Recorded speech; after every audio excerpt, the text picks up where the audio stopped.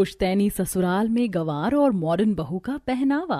गांव की अपनी पुश्तैनी हवेली में रहने वाली शांति के दो बेटे बहू थे और दोनों ही अलग शहर में रहा करते थे।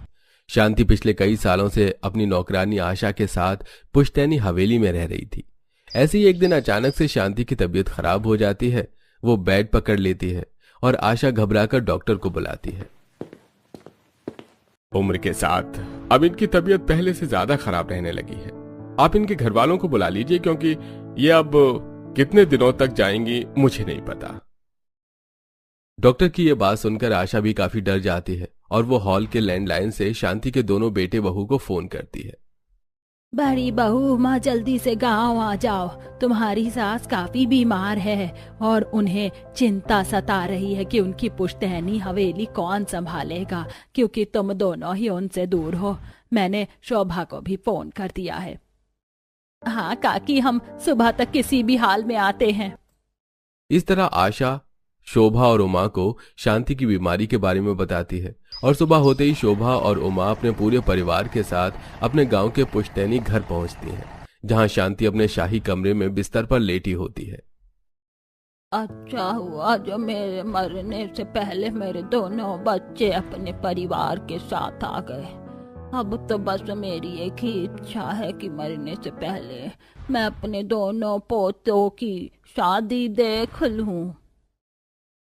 माँ जी, हम तो अपने बेटे के लिए रिश्ता देख ही रहे थे। अब आपने कह दिया है तो मैं बिना कोई देरी करे जल्द से जल्द अपने बेटे की शादी करवा दूंगी। माँ, शादी कोई मजाक है क्या? मैं इतनी जल्दी शादी नहीं करने वाला। और ना ही मैं करने वाला हूं। सूरज और अमित की बातें सुनकर उमा और शोभा दोनों ही अपने बेटों को कमरे से बाहर अलग अलग कोने में ले जाती हैं और उन्हें समझाती हैं। अरे बेटा, आज नहीं तो कल तुझे शादी करनी है। अगर तूने शादी नहीं की और उस अमित ने शादी कर ली तो जानता है तेरी दादी सास हमारा ये पुश्तैनी घर और सारी प्रॉपर्टी उस अमित और उसकी बीवी के नाम कर देंगी।